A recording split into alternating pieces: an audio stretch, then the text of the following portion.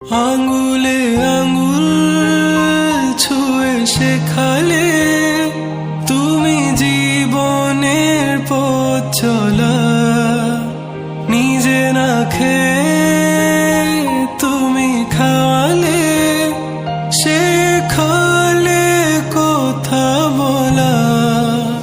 বাবা তুমি আমার যত খুশির কারণ, বলো তোমার মতো করবে কে শাসন।